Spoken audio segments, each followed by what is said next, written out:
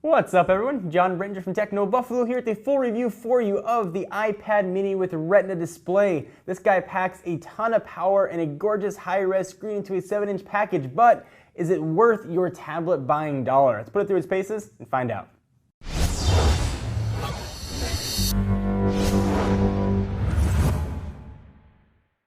Let me begin this review as I do all my reviews. I use the iPad mini with Retina display as my only tablet for 8 days, and I use it really very heavily. I use it for checking email, I use it for social networking, I use it for watching video. Pretty much anything you can do on a tablet, I use the mini for. It isn't just for my tests. I use the iPad mini and I use the previous generation as my only tablet, at least in conjunction with a Surface Pro, for all my things that I do at home. So it got a really thorough test. So I'm not going to do this review and run through benchmarks and give you scores or tell you how long it lasted when I ran a video on loop. I want to give you a real world experience with the iPad mini's Retina display. And I'm just going to call it the iPad mini because it's just going to be easier. So first thing you're going to notice is the screen. The screen is absolutely beautiful. A 7.9-inch screen with 256 by 1536 ppi looks absolutely stunning. It looks gorgeous. You'd expect it to look gorgeous. It's not as jarring though as it was when I first saw it from the iPad 2 to the iPad 3. It does look really good. You notice it more when you're looking at text. Text looks really crisp and clear. Not that it looked bad on the previous generation by any stretch of the imagination, but it looks much clearer on the new iPad mini with a Retina display. It just looks gorgeous. Video, of course, pops as well. The blacks look really black. I know there's been some display issues people have had, but I've had nothing. Display on this one's been absolutely perfect and looks gorgeous. The next thing is performance. It's got the A7 chip, the 4x CPU performance, supposed to be pretty awesome. It's been faster. So I will admit, with the older iPad mini, I did run into memory issues. It would start to slow down. I had a lot of apps open, and occasionally, maybe once a month, I'd have to go through and close all my apps to get things to work. Also, on the older generation iPad mini, at home, I've got one of Apple's new AirPort Extremes, the tall ones, with 802.11ac, and I always had issues with my iPad mini not picking up the Wi-Fi connection, but really becoming a fast connection.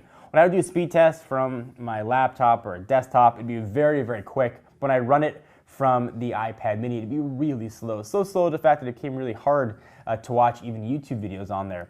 The iPad mini's Retina display ups that game. It surprisingly does not have 802.11ac, but it does have MIMO technology, which really has helped with Wi-Fi. I'm finding I'm getting connection speeds as fast on this as I am getting on a laptop or desktop. So that's really appreciated. That's made a huge difference for me, even more than having the crazy screen or better performance. So that's really been one thing that I've noticed. Design-wise, you're looking at an iPad mini that looks pretty much exactly the same as last generation iPad mini, at least with the screen off. It's a tad bit thicker and a tad bit heavier, but you're not going to notice it. Apple's done a kind of a nice thing now. It's sort of spec for spec, almost exactly the same, save for a tiny bit of clock speed difference with the iPad Air. So you can choose. Do you want a littler iPad or a bigger iPad? I prefer mine to be a bit smaller, but you've got that option without sacrificing any performance. The last generation iPad mini was essentially a diminutive iPad 2, and that is really slow, at least by today's standards. If you're just browsing the web or something, it's going to work great, but applications now are being designed for faster processors, especially now 64-bit processors, which this does have. So I'd imagine over the next 2, 3, 4, 5, 6 months, developers will take advantage of what the 64-bit processor can do in conjunction with the new M7 chip in here. So I love that Apple put this spec for spec right up with the iPad Air. The big knock on it for me, though, is its price. It got a bit of a price jump. It's now starting at $399. You compare that to the awesomely priced Nexus 7, and then you run into a bit of a quandary as to what to purchase. So you can go up for a higher storage with the iPad Air. You can go all the way up to 128. Here they only go 16 or 32 with the Nexus 7, but you're still getting a gorgeous high-res screen with the Nexus 7. You're getting a really capable operating system. You're getting a little bit of a different form factor, not the 4x3 to 16x9, but it's a tablet that works really well. It's probably one of our favorite tablets of the year. So ask yourself, what's more important to you? Do you want to be inside of Apple's ecosystem? I will still think now that the App Store, the quality of the applications is still better than what you see on Google Play. So if that's important to you, it's a good reason to get the iPad mini. I love using it. It's going to be my iPad I take with me when I travel. It's going to be the one I take with me. I'm on the couch watching videos. I really enjoy the smaller screen size. I've enjoyed everything about the iPad mini. It works quickly. I've noticed really no difference in battery life as well. It's about on par with what the last generation was. Apple claims 10 hours, but for me, I charge it about every 3 days. And that's really all I need. If I can get through 3 solid days, then I'm pretty happy.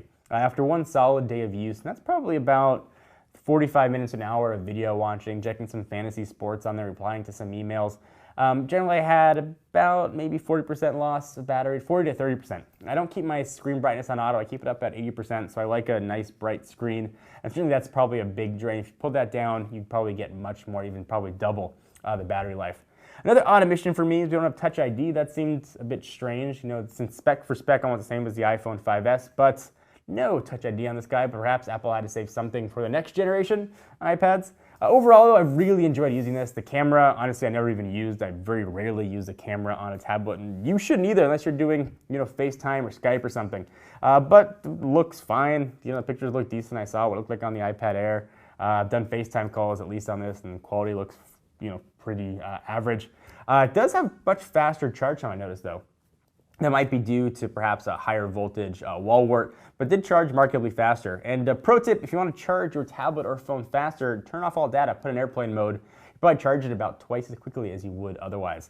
I really enjoyed using this tablet. It's probably one of the best tablets on the market right now. It's going to be the one that's going to be in my bag all the time. This gets a really solid 9.